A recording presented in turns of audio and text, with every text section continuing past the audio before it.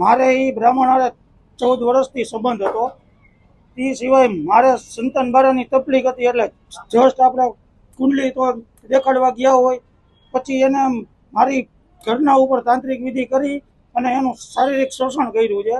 અને એ સિવાય કે ધર્મના નામે ધતિંગજ કર્યા છે.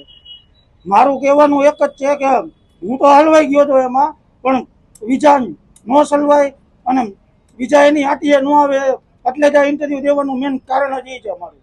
અને મેં તાલુકા પોલીસ સ્ટેશનમાં 32 દિવસ પહેલા અરજી આપેલી છે, તોય છતાંય પોલીસે હજી કોઈ પણ જાતની કાર્યવાહી કરેલી નથી. તો આનું કારણ શું?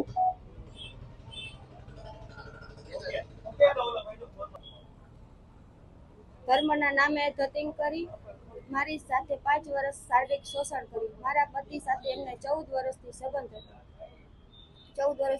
હતો અને ધાક ધમકી આપતો કે આ વાત કોઈને તું કરીશ તો હું તારા પતિ અને તારા પુત્રને મારી નાખીશ. મારી શક્તિની તને ખબર છે, હું મહાદેવનો ઉપાસક છું.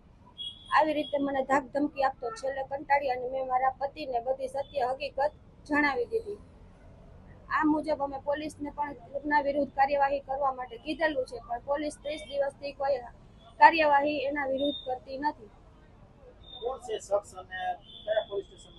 ગુજરાત તાલુકા રાજકોટ તાલુકા પોલીસ સ્ટેશનમાં અમે અરજી આપેલી છે, ત્યાંથી અમારું નિવેદન લીધું. તેને પણ 5 દિવસ થયા છે, ત્યાંથી પણ કોઈ એના વિરુદ્ધ કઈ કાર્યવાહી કરેલી નથી.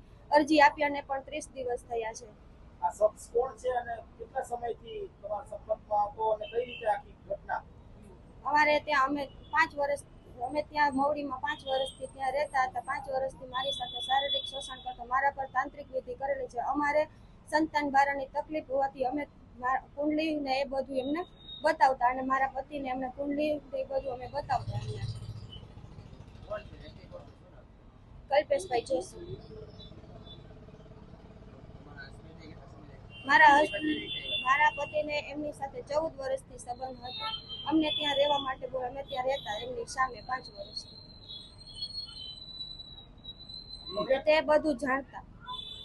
કઈ રીતે તમારી પાસેથી વિધિ કરાવી? શું કહેશો એનાથી? કઈ રીતે વિધિ?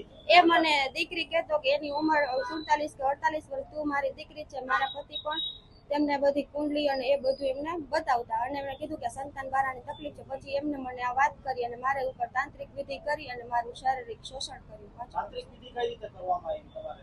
મને બેભાન કરી અને મોઢે સુંઘાડીને. બેભાન કરીને મોઢે સુંઘાડીને. એટલે હું એમને કહેતી કે આ શારીરિક શોષણ ના કરો, છતાં પણ એમ કહેતા કે તને મારી શક્તિની અને બધી ઉપાસનાની ખબર છે કે હું કોણ છું અને આ બધી ભગવાનની ઈચ્છાથી જ થાય છે. ભગવાનની ઈચ્છા વિરુદ્ધ કંઈ થતું નથી. પછી મેં છેલ્લે કંટાળી અને મારા પતિને આ બધી જાણ કરી દીધી અને મારા પતિએ પોલીસ સ્ટેશનમાં અરજી આપી છે, રાજકોટ તાલુકા પોલીસ સ્ટેશનમાં. ત્યાંથી પણ અમને 30 દિવસથી કાંઈ જવાબ આપ્યો નથી. અમે મવડી ચોકડી પાસે સ્વામિનારાયણ પાર્ક શેરી નંબર 4 માં રહેતા. ત્યાં તે અમારા ઘરની સામે જ રહેતો. 5 વર્ષ સુધી એને તાંત્રિક વિધિ કરેલી હતી મારા પર. પછી હું એને જ દેખતી. તમે આવી જાવ.